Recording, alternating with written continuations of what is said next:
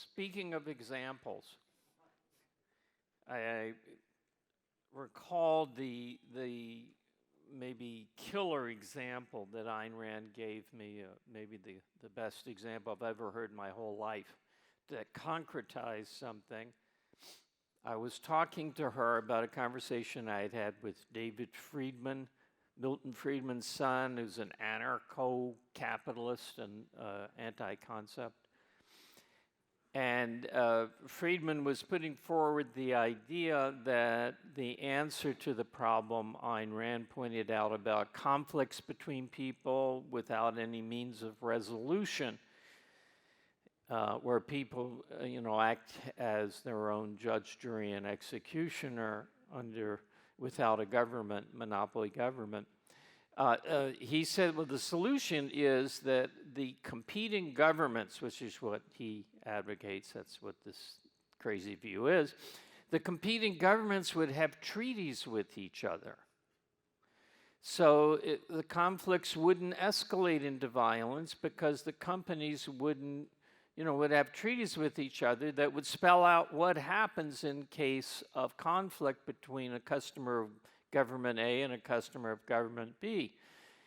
And she looked at me and she said, "You mean like the UN?" And there we have the best concretization of an idea that I can recall hearing that takes care of anarcho-capitalism. So today we're discussing definition, and I gave you some homework assignment, which we can't really get to until we have some theory. So let's ask the power question. What facts of reality give rise to the need for such a thing as definition? Now, this is a question that's never asked. I mean, of course, Ayn Rand asked it, but I mean outside of objectivism.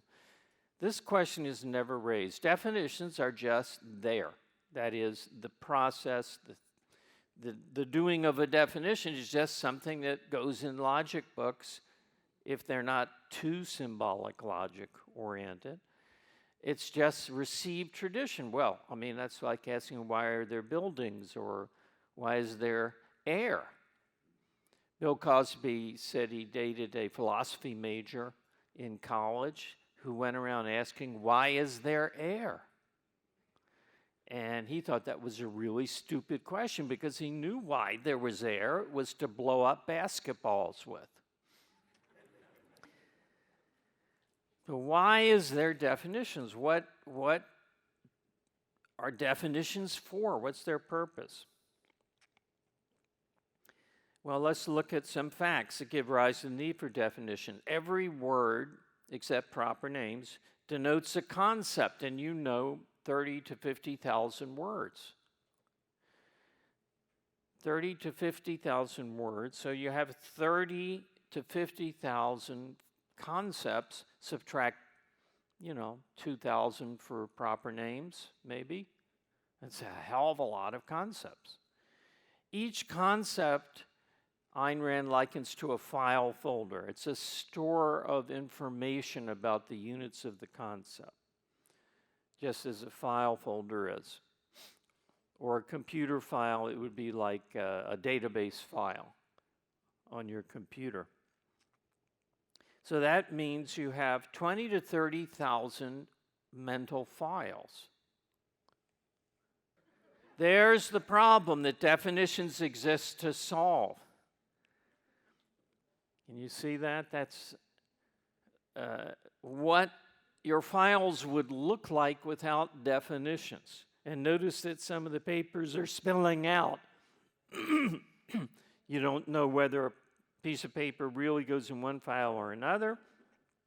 This is what you want. This is what definitions give you.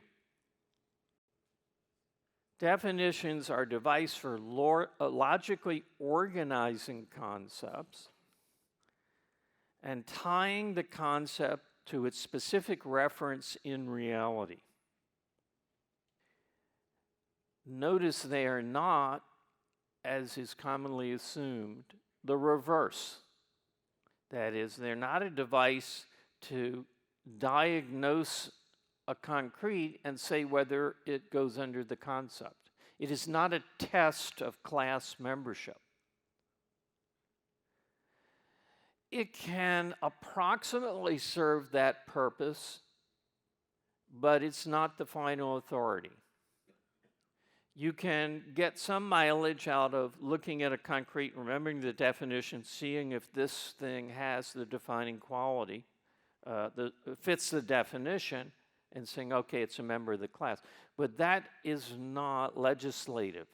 That's a first cut. That's a prima facie result, because the definition does not equal the concept.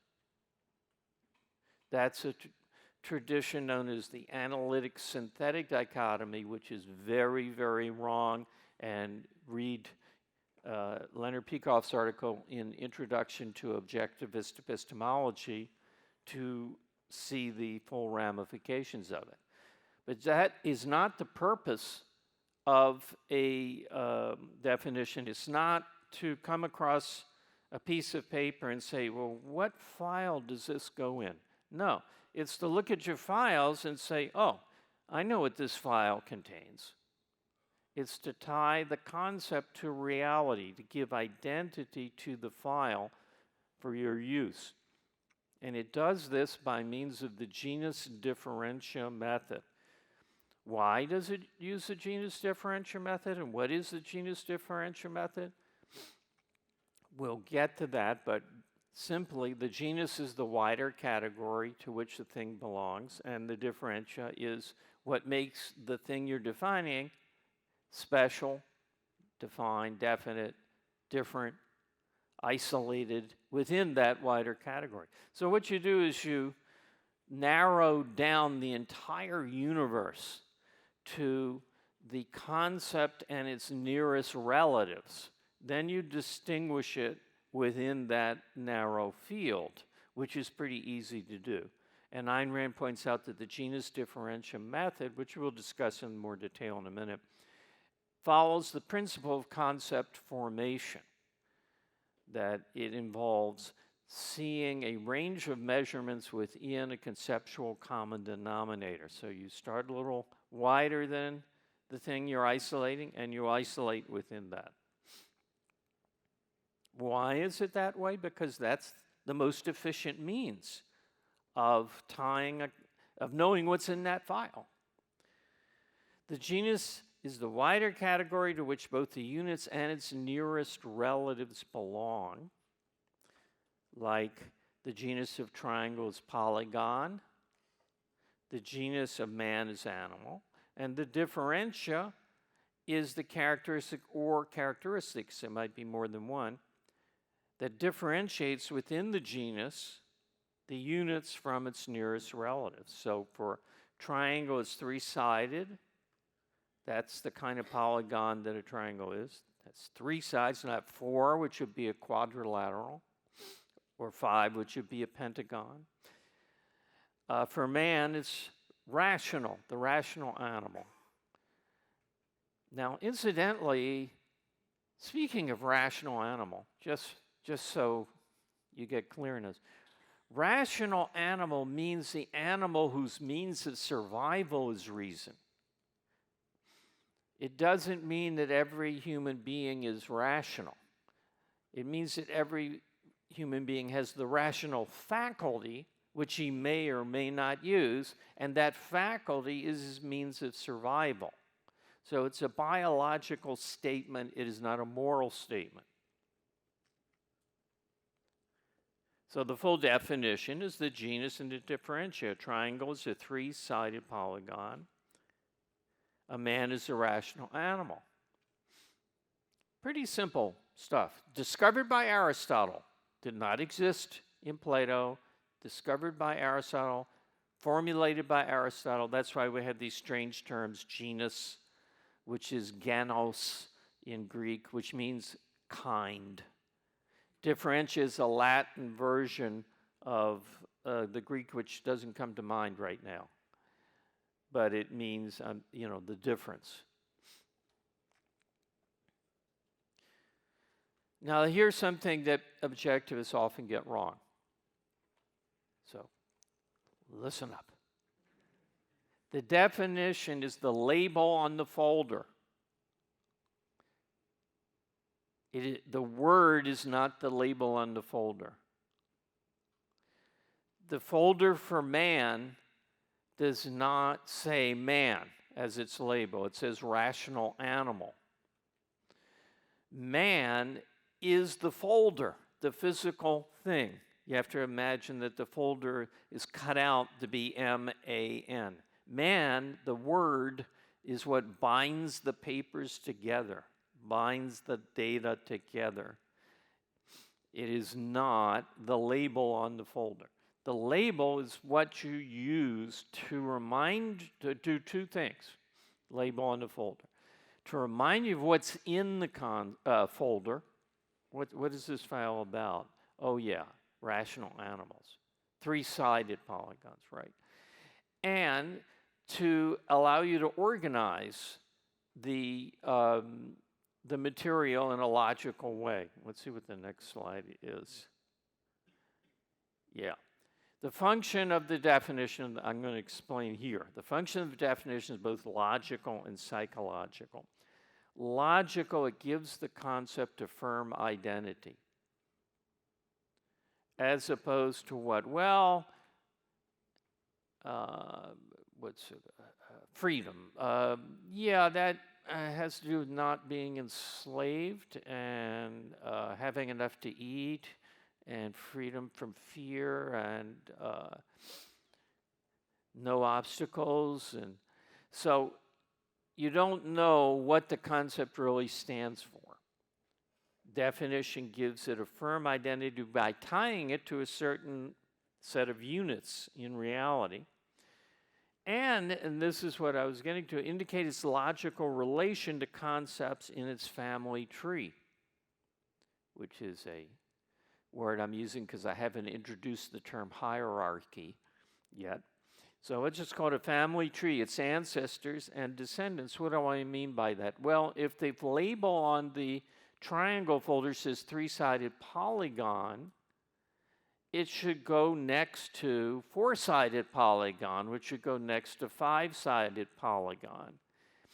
And the polygon folder should go into a pendaflex hanging folder that says closed plane figures. All right? And in that, next to the ones that are polygons, go circles and ellipses and curved closed figures. And all that goes into a drawer that's labeled geometric shapes.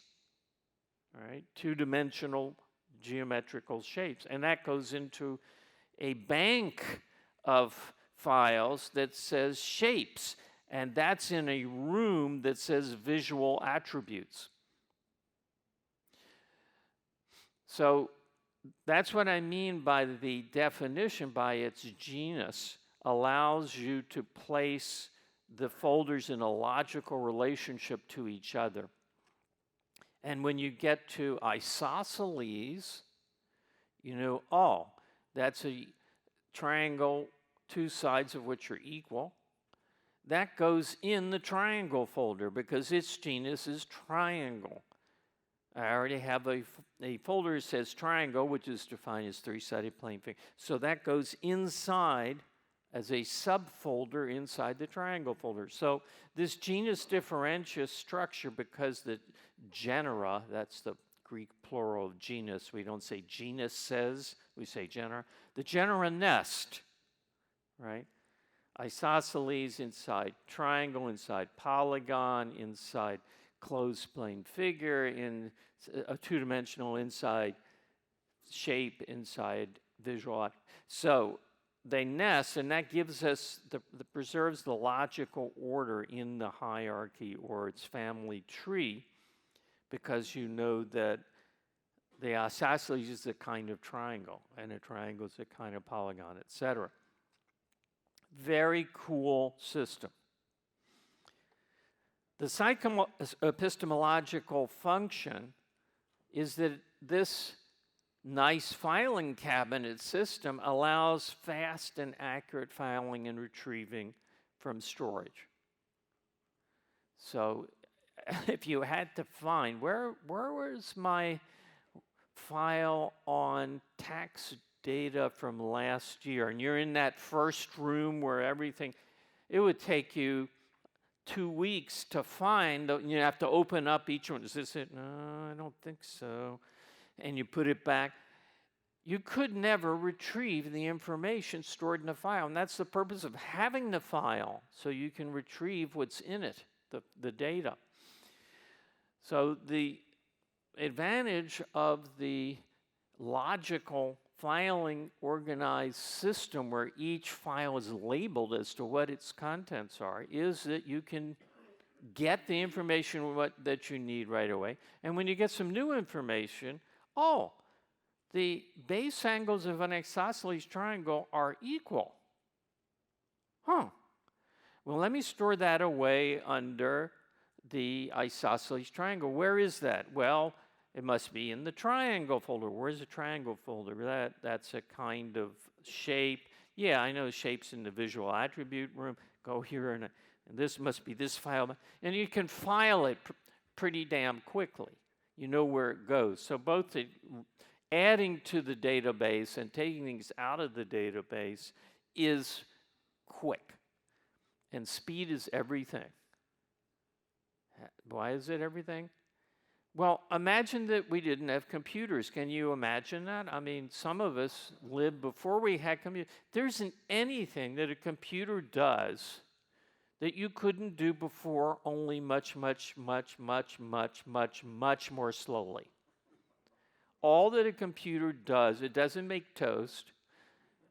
All it does is speeds up the things you were already doing. Like, I send out emails to my list several times a week, and I could have written a whole lot of letters.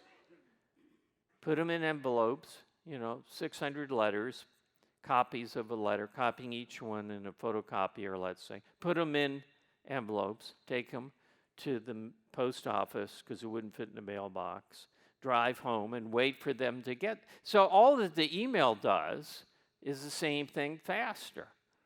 All that your Excel spreadsheet does is the same thing people did by hand with pencil and paper and a ledger, but much faster. So speed is everything, right? You download a stream of video from somewhere. Well, you could have traveled. You could have taken an ox cart to that location and sat inside and watched, if they let you in, if it was big enough. But now you can get it just like that. It's not like people ever had audiences before YouTube. It's just that because it's faster and doesn't take up space, they can have bigger, immediate audiences. Okay, so that's the need for speed. It's real. It makes all the difference. And that's what definitions do psychoepistemologically. Now, at this point, I'd like to at least take a look at yesterday's homework before we go on to some more theoretical material to judge definitions and figure out how to do them. I haven't told you how to define, which I'm going to tell you after I see your incredibly pathetic attempts to do it without this. The first one I gave is supposed to be easy and have one trap in it. So who wants to give? Well, let me just go right to the trap, okay?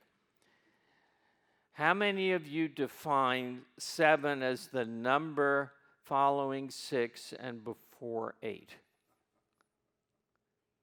Good, good. So it's about a tenth. No, it's a number following 6. You can't say it's before 8 because how would you define 8? The number after 7 and before 9? You can't get ahead of yourself. You don't know anything about 8 when you're learning 7, right? So that would be a circular definition. My students in college always did that, and that's why I suspected some of you get trapped.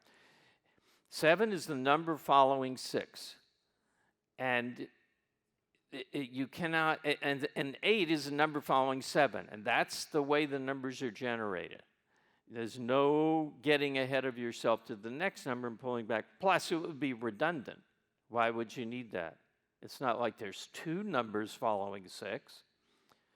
Now, following means one more than, right? So a good definition would be the number that's just following 6. In math, they talk about the successor of a given number, but it's a number in the series that comes right after 6. Okay, window. Now here I'd like to hear your definition. If you raise your hand, we'll bring a mic over to you. Okay, in the front row. Opening in house and or car for admission of light/air. Damn. Exactly right. I hadn't even thought of car, but it should be then vehicle or something that you get inside of. Okay, how many of you, in thinking of windows, it took a stab at this, didn't think of it as an opening in a wall, but thought of it as, you know, glass area or yeah. That's a good example of a certain error. You begin your definition, the process of definition, by thinking of examples, right? And one of the criteria I said yesterday of examples is metaphysical.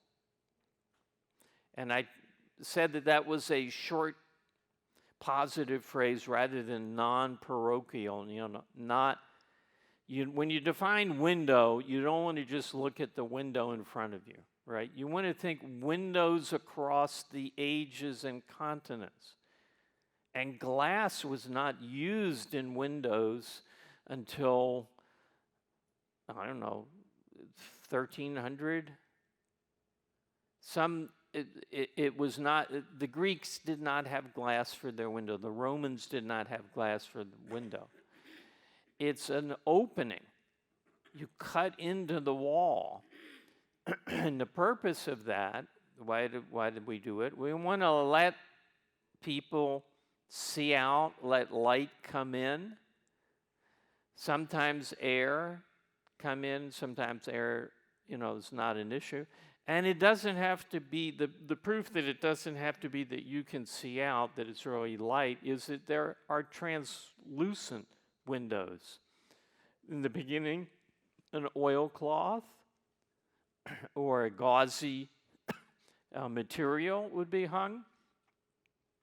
Now we have a sanded glass that emits light without, particularly in bathrooms, without letting people see in or out. So that's you got it exactly right. It's an opening in a building, which in the wall of a building, often filled in with a transparent or translucent substance to let in light and sometimes air. It's not always to let in air, because now, due to the government regulations and lawsuits, most big buildings don't let you open the windows because they're afraid of lawsuits. Somebody will jump out and the family will sue. Okay, so that was good, and the moral of that is don't be parochial. Yes, a question? It's an opening in a wall for the purpose of it. Good question. I have to repeat. What about a door which is also an opening? And the definition is designed to differentiate a window from a door. Its purpose is the admission of light and or air. A door is for the admission of people, the exiting and entering of people. So there are windows that can be used as doors. You know, there's some of them that go down low enough and are big enough you can open them and step through them. But that's not their function. That's not why they have the attributes that they do.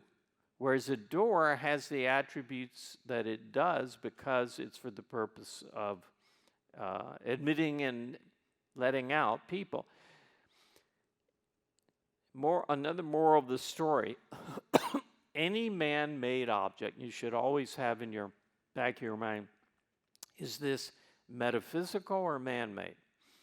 Any man-made thing, not just object, but any man-made thing is defined in terms of its purpose. With one exception. What would that be? It is not defined in terms, it's man-made, but it's not defined in terms of its purpose. No? Well, yes. Maybe children. Two things are not.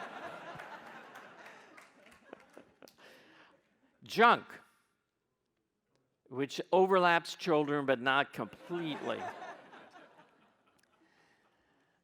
Junk is man-made, but it's not made deliberately. So if you say things that are man-made deliberately are defined by their purpose, unless they are living entities. Okay? So even a pet that you breed, the purpose of the pet for you is pleasure, but the pet has its own purposes. It's a living organism. So I should say anything other than living organisms and other than junk. No, you don't need to exclude it this way.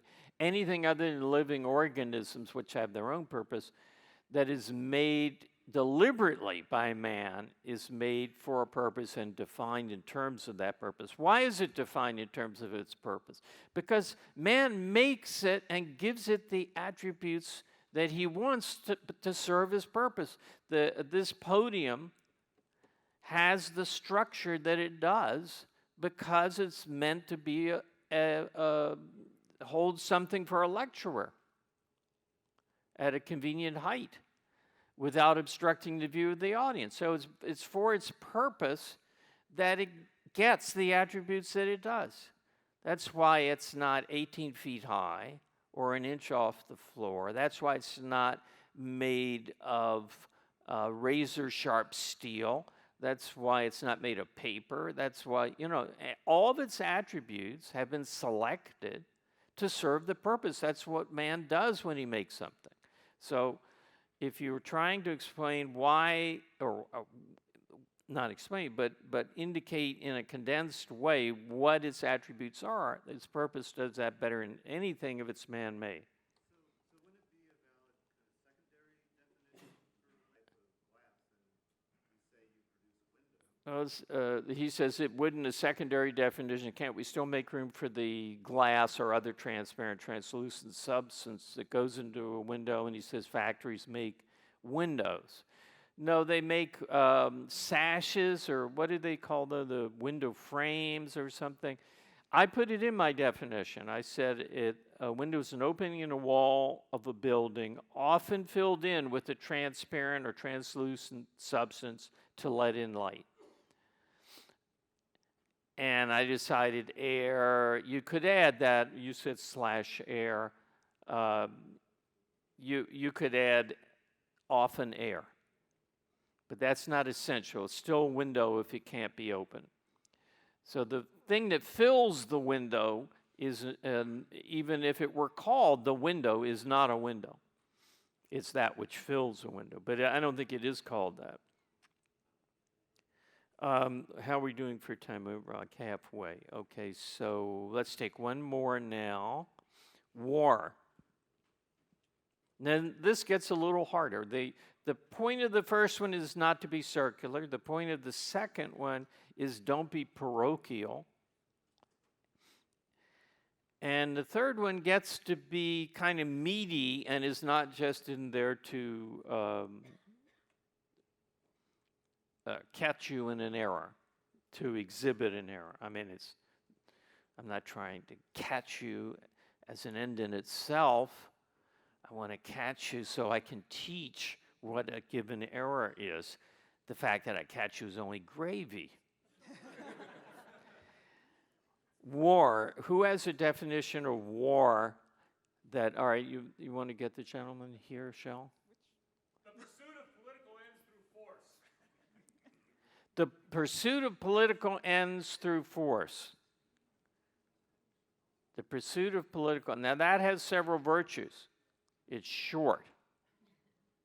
It has a genus and a differential. But it's too broad, right? Why? Because the pursuit of political ends through force could include assassination, special ops, and by force you mean, well, I don't know what you mean. It could include blackmail to get a congressman to rule in your favor. I think some other things. The pursuit. Yeah, what does pursuit of political ends mean? What does the pursuit of political ends mean? Getting someone elected? So if you disrupt, if Trump holds a rally and leftists shout it down, that's a war? No.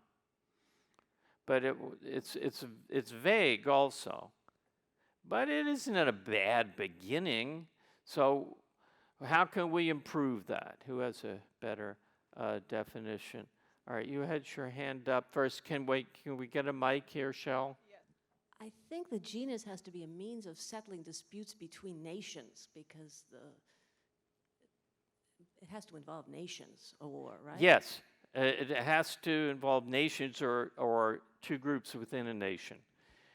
Yes, it's not just political ends, it's a national level thing. Now, you have to, again, not be parochial. You could have a war between one tribe and another tribe. The Indian tribes in the United States, contrary to the myths by the pro-primitivists, the Indian tribes are constantly at war with each other, killing each other. The ones that we supposedly, wiped out, were being wiped out by each other all the time. And when they won, they enslaved and tortured each other. So it's not like the idyllic thing that the left would have you believe. But the important point is, a fight between me and you is not a war. A fight between the Hatfields and the McCoys, even though it's in many ways like a war on a very, very small scale, it's not a war. It has to be national. Now we're getting to a place where we can distinguish war from some things that are close to it in its same genus, like a skirmish between nations, or a raid, or where it doesn't quite rise to the level of war, an invasion without firing a shot. I don't know if there is any such thing like that, but I suppose you have a very big country and a little country, and they just march in. They don't have to use much force. So what is the distinction between a skirmish, a raid, and just marching in, and a war? Oh, by the way, it's not settling disputes. Hitler wasn't trying to settle any dispute with Poland or Belgium or France. There was no dispute. The only dispute is, we want to rule you and you don't want us to rule you. That's a dispute. We can settle that. It's not settling disputes. What is the difference between a skirmish, a raid, a police action, as they call it? All right, well, I'm going to tell you because it's obvious. It's just some measurements. It's prolonged. It's deadly as opposed to just marching in. Physical conflict. So I have, for my definition, a war is a prolonged, deadly physical conflict between two nations or two groups within a nation to allow for civil wars.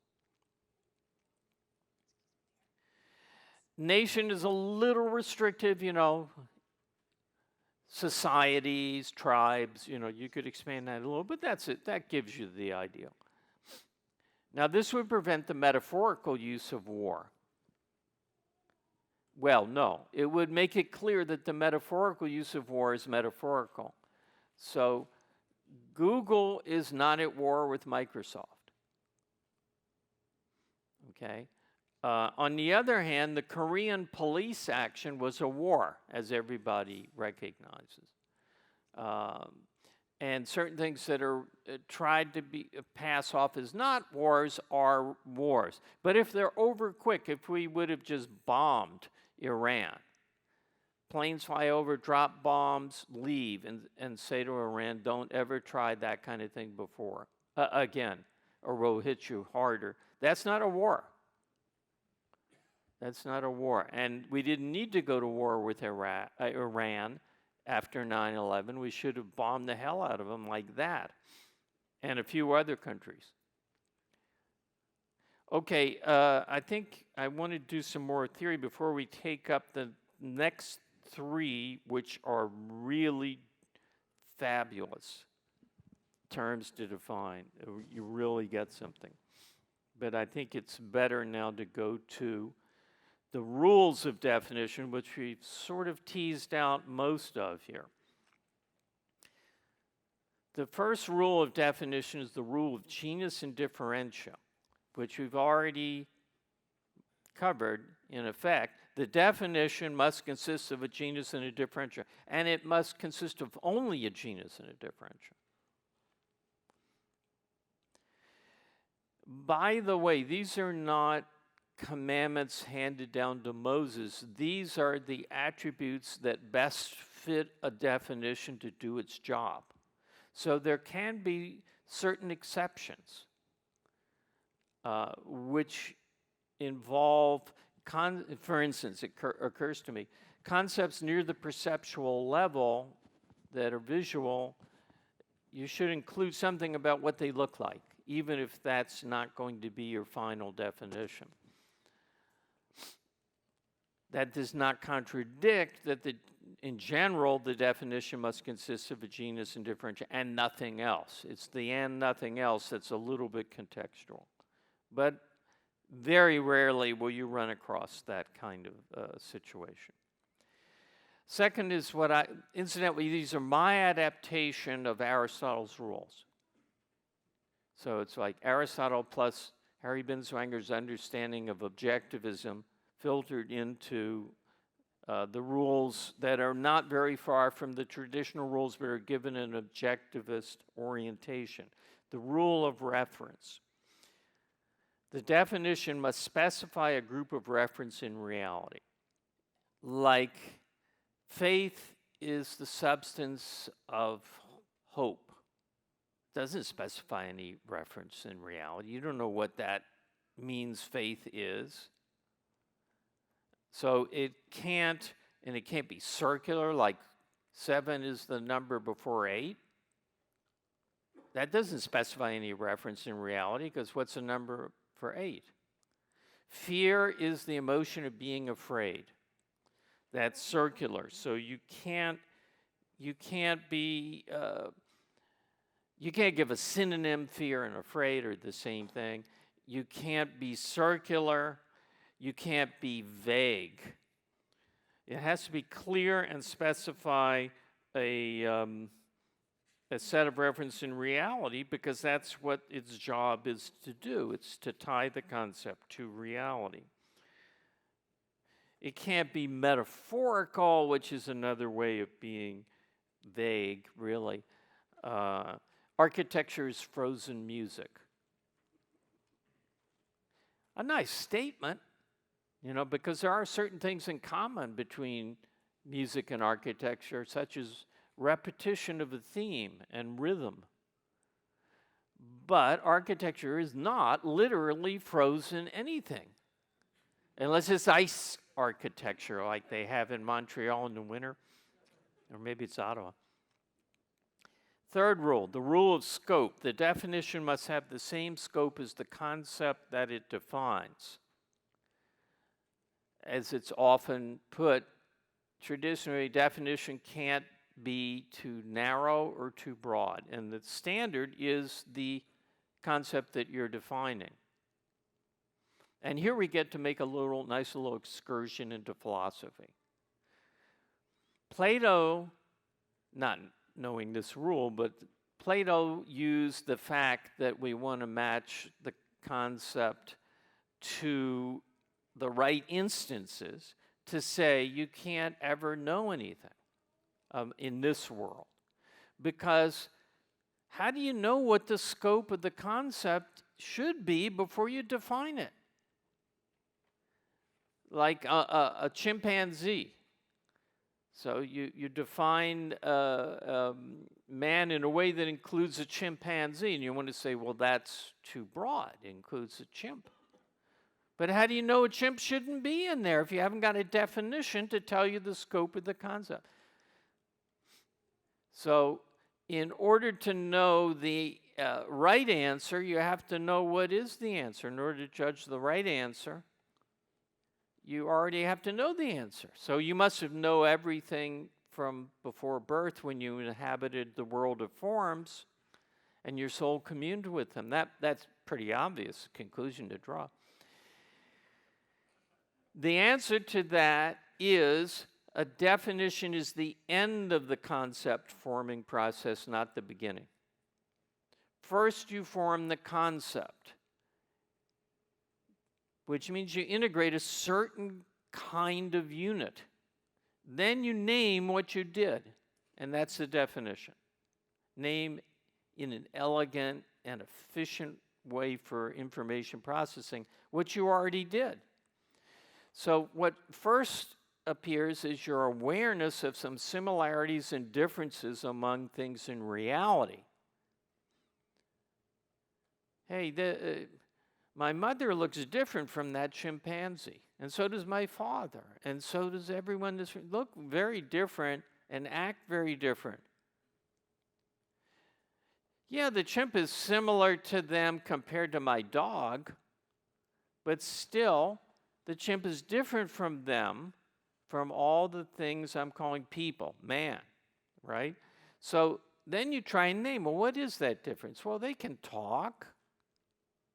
They do smart things, smarter than the chimp. The chimp just goes, blah, blah, blah, peels banana and eats it. My parents drive cars, and other people read books. And so there's a whole lot of things. What does that come from? What is the fundamental? Well, we haven't gotten to that rule yet. But the first thing that occurs is awareness of similarities and differences. So you see where the differences are, and the definition is just the final naming of what you were seeing all along. So there's no circularity here. Now we get to what I was just referring to, the rule of fundamentality. The definition must state the fundamental distinguishing characteristic or characteristics. So drives cars would not be the fundamental thing that distinguishes the chimp from the human beings. The fundamental thing isn't even language. The fundamental thing is that which makes language possible, the conceptual faculty. So man is a rational animal, does distinguish him from the chimp, and it accounts for all those other differences that you noticed before you had a definition. Now, who came up with the rule of fundamentality? Aristotle. Isn't that surprising? He knew a lot, that Aristotle. He understood that the essence is the fundamental, and we have to state a definition is a statement of the essential nature of the things that fall under the concept. He had all that knowledge. Amazing, and that's why we say Aristotle is the father of logic and the father of the modern world, including the United States. Now, this is the one that is the killer of modern non-thought. No, it is the supporter of modern non-thought, the killer of thought in the modern world. Definition by non-fundamentals, by non-essentials, is the modus operandi of everyone today. Not because they're vicious, some of them are, but not in general. It's because this knowledge is no longer taught. It's because people don't understand this. It's because only objectivists keep alive the Aristotelian tradition here and actually employ it. And you know that political discourse is rife with package deals, which we'll discuss in the last class, the fallacy. The package deal comes about by going to a non-essential, non-fundamental characteristic to form your concepts. So if you define man, pretty good, near miss, not quite fundamental, man is the language-having animal. And then they teach a chimp the rudiments of language with a sign language. Okay, that's a man that has rights, gets a vote. More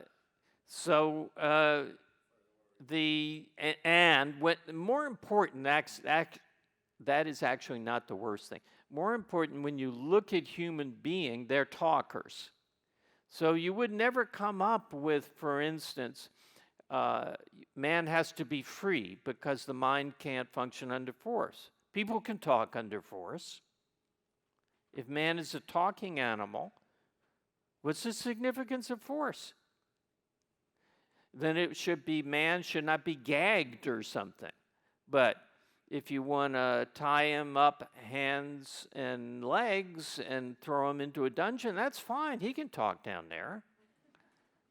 So if you don't grasp that the essence of man is his rational faculty, his ability to conceptualize and act on that basis, you don't get to rights. You don't get to capitalism.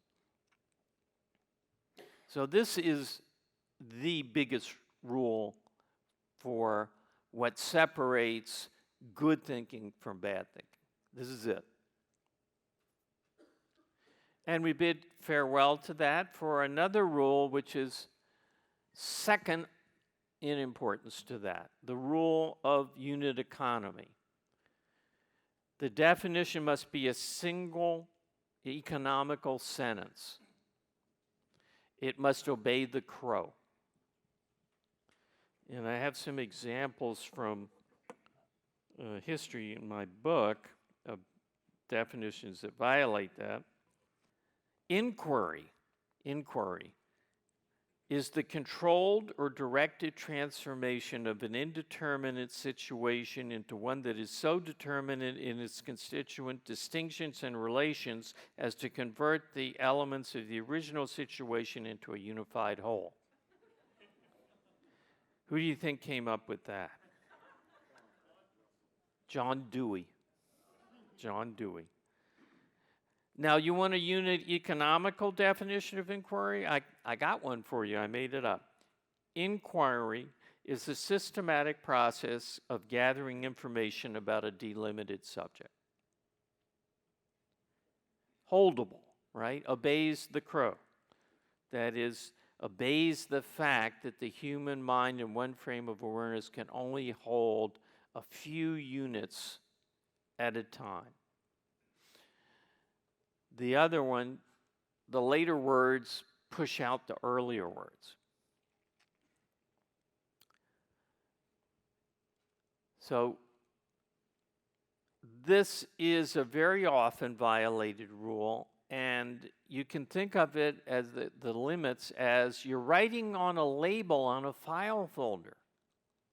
So there's room for about 10 words.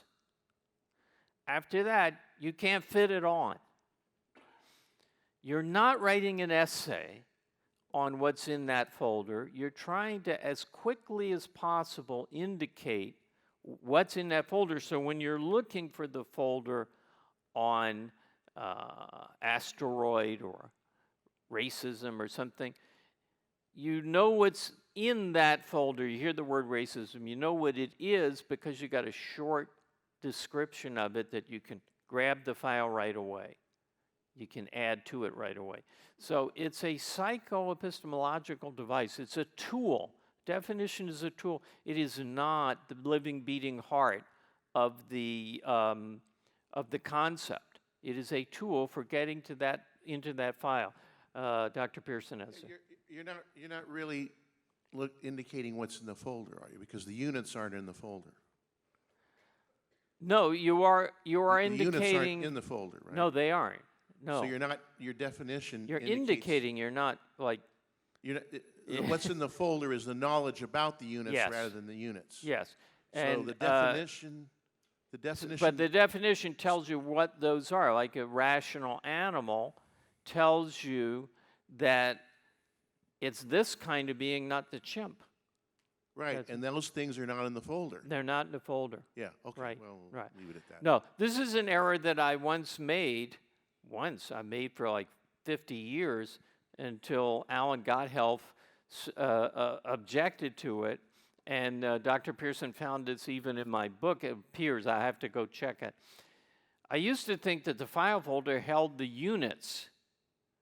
That is, like the file folder of dog would have photographs of Lassie and Rin Tin Tin and Fido and but that is not correct. It holds the knowledge about them. It could hold a sample photograph of a dog.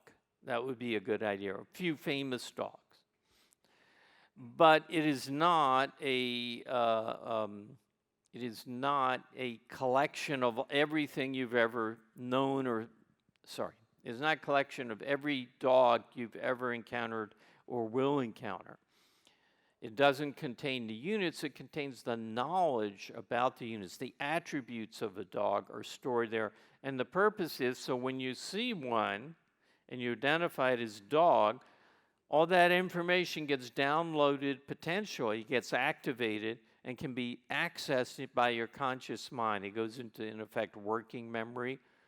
It's available to you to quickly, it must eat bones, or it must have ticks in summer, or something like that. Anything you know about a dog would be in that folder, but not the images of the dogs. That's very worth pointing out. What threw me in the wrong direction, if you're interested, but maybe I should save that for the question period. How to define.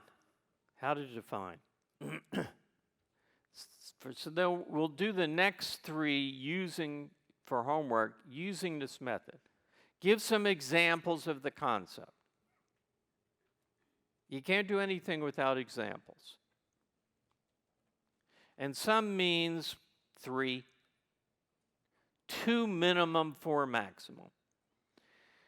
Ask yourself the power question: what facts of reality give rise to the need for such a concept?